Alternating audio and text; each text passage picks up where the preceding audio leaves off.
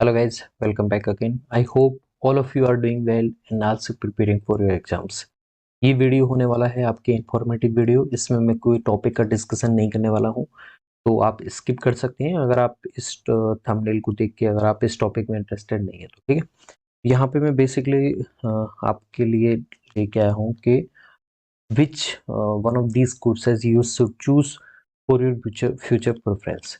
यहाँ पे हो सकता है पीजी और आपकी जो बीएड कोर्सेज हैं इसमें से आपको कौन सा कोर्सेज अच्छा रहेगा according to future, according to your best preference. तो मैं यहाँ पे कुछ सजेशंस देने वाला हूँ, उसके अकॉर्डिंग आपके लिए बहुत बेटर अच्छा हो जाएगा, जिससे आपको एक डायलेमा में नहीं रहेंगे, एक धर्म संकट में नहीं रहेंगे कि हमें क्या चूज करना है। बिकॉज जैसे ही आप ग्रेजुएशन करते हैं तो कई स्टूडेंट के दिमाग में आता है कि हमें क्या करना पहले चाहिए, पोस्ट ग्रेजुएट पहले करनी चाहिए या फिर बीएड पहले करनी चाहिए। तो यहाँ पे कुछ पॉइंट्स मैं आपको बताने वाला हूँ और अकॉर्डिंग टू मैं यहाँ पे आपको बिल्कुल कुछ भी फेंकोलॉजी नहीं करने वाला हूँ। ठीक है, ओके। देखिए, पोस्ट ग्रेजुएट की बात करें तो ये होता है आपके, अगर आप साइंस में हैं तो वहाँ पे एमएससी हो जाती है, अगर आप आर्ट में हैं तो वहाँ एमए हो जाता है, अगर आप कॉमर्स में हैं तो वहाँ पे एमकॉम हो जाता है। तो इसी तरह से कई सारे पीजी कोर्सेज चलते हैं। इसकी बात करें बीएड की तो ये होता है आपके 2 ईयर का, साथ में ही 1 ईयर का होने वाला है। अगर न्यू एजुकेशन पॉलिसीज अगर वहाँ पे आ जाती हैं तो 1 ईयर केवल उनके लिए होगा जो पीजी कर चुके होंगे। ठीक है, एक 4 ईयर का भी होता है बीएस, आपके ग्रेजुएशन प्लस बीएड के साथ में जो होता है उसके लिए आपको एग्जाम क्वालिफाई करना पड़ता है। राजस्थान में अगर आप करना चाहते हैं तो राजस्थान से बाहर आप कर सकते हैं, वहाँ पे इजीली आपको कोई इंटरेस्ट टेस्ट नहीं देना पड़ता। जैसे आप हरियाणा की बात करें या फिर एमपी की बात करें, तो हम यहाँ पे अपने डिस्कस करते हैं अपने टॉपिक को कि आप अगर कंफ्यूज हैं कि पीजी और बीएड में कौन आपके लिए अच्छा होगा, तो देखिए, it totally depend on your choices. अगर मुझे बोला जाए तो मैं कुछ पॉइंट्स आपको बताने वाला हूँ, उनके आधार पे बताऊंगा कि आपको बीएड पहले करना ज़्यादा अच्छा रहेगा। क्योंकि देखिए, अगर आप साइंस में बात करें, जहाँ जिस एरिया का मैं जानता हूँ उस अगर साइंस में बात करें, जैसे अगर आपने बॉटनी या जूलॉजी से अगर पोस्ट ग्रेजुएशन कर रखी है, ठीक है, पीजी इन अगर आप बॉटनी और जूलॉजी हैं, तो वहाँ पे आपके लिए चांसेस होते हैं कोई डिपार्टमेंटल जो एग्ज़ाम होते हैं वो बहुत कम होते हैं। और डिपार्टमेंटल एग्ज़ाम देने से पहले आपको एक एग्ज़ाम क्वालिफाई करना पड़ेगा, सीएसआईआर नेट। ठीक है, तो ये भी अपने आप में काफ़ी बड़ी एग्ज़ाम हो जाता है। इसके लिए भी आपको अच्छे से प्रिपरेशन करनी है। अगर आप पीजी से की शुरुआत से ही अगर आप सीरियस हैं तो ये आप इस एग्ज़ाम को क्वालिफाई कर पाएंगे, अदरवाइज आपको बहुत टाइम देना पड़ेगा। ठीक है, अब बीएड की बात करें, आपको यहाँ पे सिंपल बीटेड का एग्ज़ाम पास करना है और उसके बाद में आप एनरोल हो जाते हैं 2 ईयर वाले में या फिर 4 ईयर वाले में, जिसमें आपको ग्रेजुएशन प्लस 1 साल का बीएड होता है। 4 ईयर वाले में ग्रेजुएशन, 1 ईयर का बीएड। ओके, अब यहाँ पे बात आती है कि देखिए, कहीं ना कहीं BEd is much better, is far much better than PG.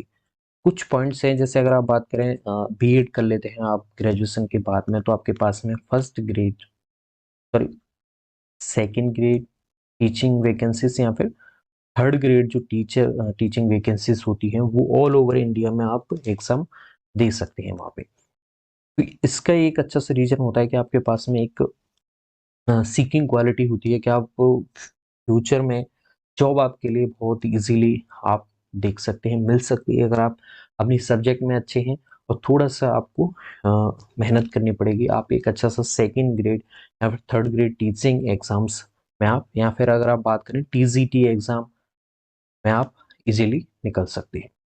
ठीक है, लेकिन यहाँ पे अगर आप पीजी की बात करें तो यहाँ पे आपको एक ऑप्शन है, डिपार्टमेंटल एग्जाम को छोड़ दीजिए, उसके लिए आपको नेट क्वालिफाई करना पड़ेगा, वो और लंबा प्रोसीजर हो जाएगा। देखिए, इसमें आप अगर आप पोस्ट ग्रेजुएशन करते हैं तो साइंस में मैं इतना बता रहा हूँ कि साइंस में अगर आप इसमें असिस्टेंट प्रोफेसर और प्रोफेसर में जाना चाहते हैं तो उसके लिए भी फर्स्ट क्वालिफिकेशन ये होती है कि आपको एमएससी होना चाहिए, साथ में ही नेट क्वालिफिकेशन होनी जरूरी होती है। लेकिन यहाँ पे इन चीज़ों के साथ में ही वैकेंसीज काफ़ी कम निकलती हैं। अब लास्ट ईयर में जो वैकेंसीज आई थी 30, मैक्सिमम 30 या 35, फिर वो भी कैटेगरी में डिवाइड हो जाती है, ठीक है, वो भी कैटेगरीज में डिवाइड हो जाती हैं। उसके अलावा इनका जो ड्यूरेशन रहता है वैकेंसीज का, अगर आप असिस्टेंट प्रोफेसर की वैकेंसीज की बात करें, 3 या 4 साल के बाद भी आपको देखने को मिलती हैं। अभी राजस्थान में दो दो भर्तियां देखने को मिल गई हैं, शायद दूसरी भी आ जाए, तो 2 3 4 साल का इसमें गैप देखने को मिलेगा आपको, और कहीं ना कहीं बहुत ज़्यादा कंपटीशन हो जाता है पीजी वाली वैकेंसीज में, क्योंकि स्टूडेंट यहाँ पे सीरियस स्टूडेंट ही बैठा है यहाँ पे, ठीक है, जो इस डिपार्टमेंट में जाना चाहता है, जो पीएचडी कर रहा है, वो असिस्टेंट प्रोफेसर के लिए बेसिकली तैयारी करते हैं, तो वहाँ पे आपको कहीं ना कहीं वो एक्सक्लूड कर देते हैं। लेकिन अगर आप बीएड की बात करें तो किसी भी स्टेट में आप अपने टीचिंग जॉब्स इजीली देख सकते हैं, ठीक है। देखिए, एक टाइम आता है जहाँ पे आपको जॉब प्रायोरिटी होती है, आप सेफ, आपको एक गवर्नमेंट जॉब चाहिए कि मेरे को जॉब, या फिर आप टीचिंग करना चाहते हैं प्राइवेट में, वहाँ पे भी बीएड मैंडेटरी होती है। तो बीएड करने के बाद में आपके पास में फ्यूचर में ऑप्शन है, आप कई सारी वैकेंसीज देख सकते हैं। लेकिन पीजी में अगर हम बात करें तो वहाँ पे ये ऑप्शन नहीं होता है, ठीक है। दूसरा अगर हम बात करें, देखिए, अगर आपने नेट भी क्वालिफाई कर लिया, उसके बाद में आपको असिस्टेंट प्रोफेसर, जिसमें बहुत कम वैकेंसीज आती हैं, वैकेंसीज, और वो भी गैप के बाद में, 3 से 4 साल तक के गैप के बाद में जो आपको देखने को मिलती है, वहाँ पे आपको एग्जाम क्वालिफाई करना है, नेट वाला, फिर उसके बाद में आपको टाइम लगेगा ये असिस्टेंट प्रोफेसर कॉलेज लेक्चरर के एग्जाम्स के लिए, फिर उसके बाद में आपको इसका इंटरव्यू देना है। तो इतनी कई स्टूडेंट इंटरव्यू में भी रह जाते हैं, तो यहाँ पे आपके लिए क्या रहेगा, थोड़ा सा आपको यहाँ पर टाइम लगेगा, ठीक है। आप इसके बाद में नेट क्वालिफाई हो जाता है, तो कई स्टूडेंट पीएचडी करते हैं, तो पीएचडी करते रहते हैं और वहाँ पे कॉलेज लेक्चरर के एग्जाम देते रहते हैं, ठीक है। नेट उनका क्वालिफाई है तो वो अदर स्टेट में भी जाके देख सकते हैं। लेकिन अदर स्टेट्स हैं, वहाँ पे भी कोटा कम होता है बाहर वाले स्टूडेंट का, वो जनरल में ही वहाँ पे पढ़ सकते हैं। तो कहीं ना कहीं एक फ्यूचर अनसेफ्टी यहाँ पे है। अगर आप पीएचडी में एनरोल्ड होते हैं तो वहाँ पे तो सबसे ज़्यादा आपको फ्यूचर की अनसेफ्टी देखने को मिलती है जॉब को लेके, क्योंकि आप 4 से 5 साल तक मिनिमम पीएचडी कर रहे होते हैं, और वहाँ पे आपको भले ही अगर आप जेआरएफ क्लियर्ड हैं तो आपको वहाँ पे थोड़ी सी हेल्प होती है, अच्छी खासी हेल्प हो जाती है यूजीसी की तरफ से, ग्रांट आपको मिलता है, स्कॉलरशिप आपको मिलती है, तो आपको कोई प्रॉब्लम नहीं है 4 से 5 साल तक। लेकिन उसके बाद में आपको फिर स्ट्रगल करना पड़ेगा। लेकिन यहाँ पे आप प्राइवेट सेक्टर में अच्छे से जा सकते हैं। एक पीएचडी स्टूडेंट जाए और कहाँ एक जगह आपका बीएड स्टूडेंट जाए, तो वहाँ पे प्रेफरेंस आपके पीएचडी स्टूडेंट की होती है, तो थोड़ा सा अंतर यहाँ पे है। बाकी I would rather say to join the BEd course. अगर आप कोई गवर्नमेंट जॉब की तैयारी कर रहे हैं, ठीक है, जैसे लेवल असिस्टेंट का भी एग्जाम हुआ है, तो वहाँ पे आपको जॉब में बीएड के लिए काफ़ी मशक्कत करनी पड़ेगी, आपको छुट्टी लेनी पड़ेगी, आपको परमिशन लेनी पड़ेगी। लेकिन यहाँ पे पोस्ट जो एमएससी, जो पोस्ट ग्रेजुएशंस होते हैं, वो ओपन यूनिवर्सिटी से हो जाती हैं इजीली, कोई प्रॉब्लम नहीं आती है। लेकिन यहाँ पे अगर आपको बीएड ओपन से करनी है तो उसके लिए आपको कुछ शर्तें पूरी करनी पड़ेंगी, कि आपके पास में 2 ईयर का रेगुलर कोर्स होना चाहिए टीचिंग वाला, या वो बीएसटीसी होता है, वो डीएलएड होता है, जो फिजिकल कोर्स में आपने किया हुआ हो, ठीक है। ओके, एक तो ये चीज होनी चाहिए। दूसरा, आपके पास में क्या होना चाहिए, जैसे राजस्थान में बात करें हम, तो यहाँ पे जो बीएसटीसी से लगे होते हैं टीचर, उन्हें ही ओपन से कराई जाती है बीएड, ठीक है। तो यहाँ पे आपको बीएड नहीं किया आपने और कोई गवर्नमेंट जॉब ले ली, तब आपके जो ग्रेजुएशन वाली डिग्री है वो खराब है वहाँ पे।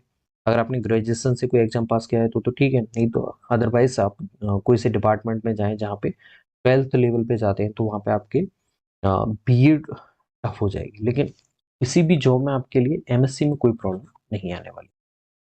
तो I would rather say you should choose BEd first on your PG courses, ठीक है। तो ये थोड़ा सा मैं आपको बताना चाह रहा था, कई स्टूडेंट कंफ्यूज थे जो बार बार पूछते थे, उनके लिए ये शायद क्वेश्चंस सॉल्व हो गया होगा।